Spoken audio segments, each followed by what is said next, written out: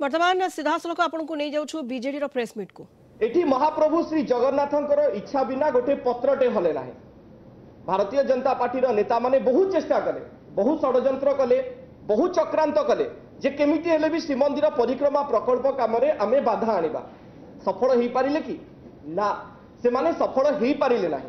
कारण कथा एकदम स्पष्ट, महाप्रभु श्री जगन्नाथंकर इच्छा बिना एठी पत्रटे हले नाही। आमे एक कथा कहीं बारंबार कहूँ, कारण यथा संभव से माने जितेबाला चक्रांत करुछंती आ फेल मारुछंती सेतेबाला तांको भितर गोटे असहिष्णुतार भाव जागृत होउछि। ए असहिष्णुता कौन जे राज्य पई सफलता आसुछि, राज्य गौरवान्वित होउछि, राज्यर श्रीमंदिर संस्कृति ऐतिह्य बाबद देश विदेश रे आहुरी प्रचार प्रसार होउछि।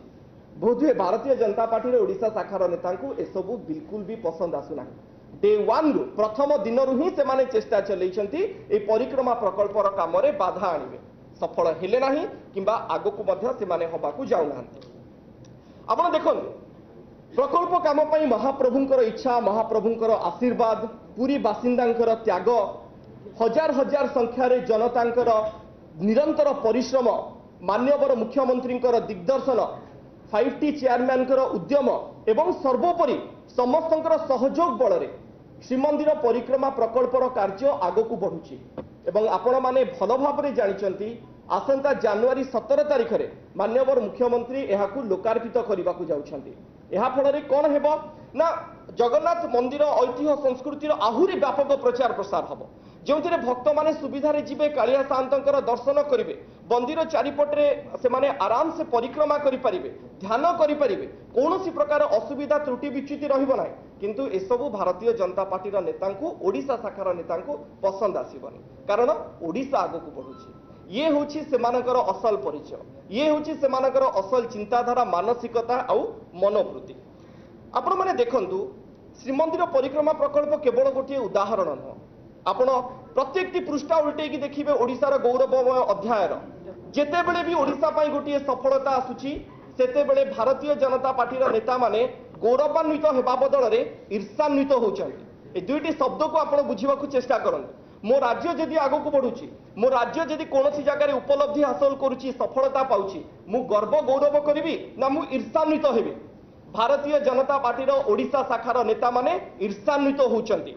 से माने गौरवान्वित होबा कथा जे मो राज्य आगो को बढ़ुची, कालिया सान्तंक पाखकू आसुथिबा प्रत्येक भक्तंक पई राज्य सरकार एते व्यवस्था करूछंती। किंतु ना, सेमानक मनरे गोटे कोनोसी ना कोनोसी जगह रे कष्ट होउची जेतेबेले ओडिशा आगो को बढ़ुची।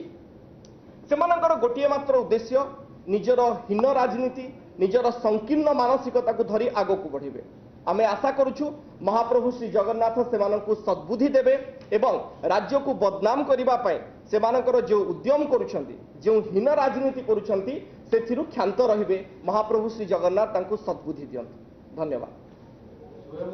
आज्ञा ये जो राज्यपाल विभिन्न जगह को जाईची, जो केंद्र राज्यर विभिन्न समस्या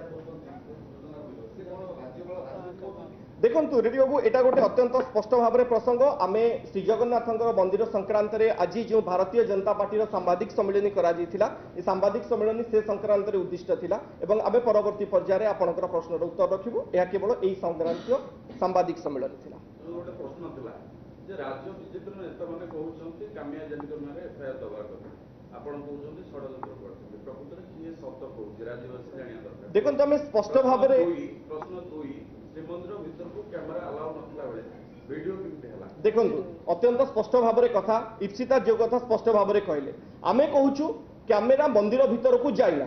भारतीय जनता पार्टी रो नेता को आमे आह्वान दउछु, जदि प्रमाण अच्छी आपनक पाखरे कैमेरा मंदिर भीतर को जाइछि सामना को धरिक आसंतु। केवल आमे नुहे, आपण श्रीमंदिर प्रशासक तरफरु, श्रीमंदिर प्रशासन तरफरु आज करा जाइथिबा ट्वीट को अनुशीलन करंतु। से भी स्पष्ट भाव में कहछंती मंदिर भीतर को कोनोसी कैमेरा जाई नाही। जदि